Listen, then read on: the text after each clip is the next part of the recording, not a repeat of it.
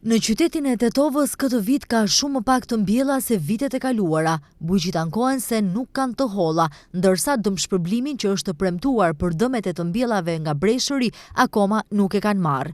Të njëjtit deklarojnë se janë në borxhe në barnatoret bujqësore, ndërsa apelojnë deri tek autoritetet që t'u dalin për ndihmë. Ne ala nuk kemi marrë kur gjë. Zavendes ministri na thot se ka ngel në komunën e Tetovës, nuk i dorëzojnë dokumentat. Ka problemit të çmimi në treg si shkon. Për të mbjellur atë s'kemi të najsim. Atje ku kemi marrë qëra vjet Veresaj, kom ta pare, ata nuk pranojnë. Sa i kërkon të qenë paret, ne ti marrim prapë, vazhdojmë. A nësë vjet kemi hup kit total. To as se kanë njët. Komuna Tetovës është problemi në Shkupi thajnë këta. A zavendes ministri thëtë se është problemi kitë në komunën e Tetovës, nuk i qenë dokumentat në Shkup Ministrinë e Bujqësisë apo në qeveri, nuk e di ku do të shkojnë dokumentat, për t'i bëhë për t'na lëshau domet. Në rritën në thënë, kurse në vitin e ri dhe lishohen, hamë qëllin vitin e ri vetë një Allah e di. Kur gjohën hiqë, që hajde di shefni kitë arat rajnë pa mbell hiqë. Qëra vjetë kumbell ka 20 dekar kumpira, si mjetë alas kumbell 1 dekar kumpira. E lash Gjermani për shkak kurse më punoj këta në vendin tim, amon që më marrë prapë dhe në shkojsh bëhen shqiptari Gjermanit se sa të rejsh ta. Këta më duke ta kjo diskriminim. Jo, s'na kanë dhënë hiq. Afrohet viti, s'ka kur gjon hiq. Ne, nga i domi që kemi pas, ina në humbje. Ne në vend se të mbjellim, bereqetet si kena mbjell çdo herë, si mjet as gjysmën se ne mbrim, se nuk kena buxhet. Kena marrë në për apotekat bujqësore, veresi, kena marrë, s'kena pas mundësi si mjetë që këthejmë paret, ata nuk në hapën. Unë e vjetë kam pas 21 dekar grunë, si mjetë kam 7 dekar. Vjetë kam pas 2000 ronj patligjon, si mjetë kam bjetë 500 ronj. Gjdo produkt jonë gjimës për ndër gjimës, që ka i kam bjetë dhe tash, se nuk kam mundësi t'i paguj. Apo t'ja këtë bujqësore s'na hapën veresi, se s'kina t'jo paguj, kina ngell as kundi.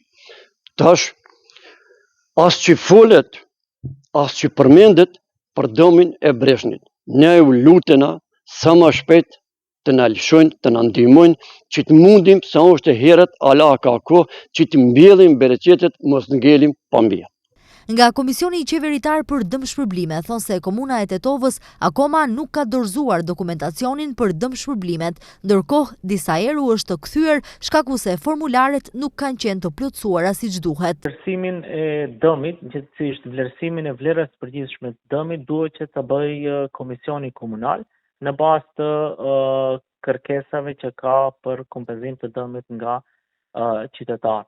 Dhe si të tillë, në bazë të metodologjisë, Komisioni Komunal duhet që të dorëzojë lëndën e kompletuar deri tek komisioni i cili formohet nga ana e qeverisë. Përveç asaj që nuk është përcaktuar vlera e përgjithshme e dëmit, gjithashtu lënda nuk është e kompletuar në bazë të metodologjisë, gjithsesi tabelat të cilat janë pjesë përbërëse e metodologjisë nuk janë të plotësuara konform asaj që kërkon ligji. Ka gjithashtu edhe komunat të tjera të cilat kanë të njëjtën problemin e të njëjtës natyrë, gjithsesi me kompletimin e lëndës në bazë të metodologjisë. Kemi komuna për shembull siç është Velesi apo komuna e Dullmenit, komuna e Gjevgjelistët. Ndërsa nga komuna e Tetovës pranojnë se nuk kanë dorëzuar akoma dokumentacionin përfundimtar deri tek Komisioni Qeveritar, por arsyetohen me atë se janë akoma brenda afatit kohor. Gjatë inspektimeve në terren, pra është parë gjendja faktike përmes fotografive dhe raporteve të detajuara, që realisht është një proces dhe një punë që ndoshta merr goxha nga komisioni po ashtu na informuan se për momentin janë duke finalizuar disa detaje në lidhje me metodologjinë. Raporti përfundimtar është në fazën e fundit.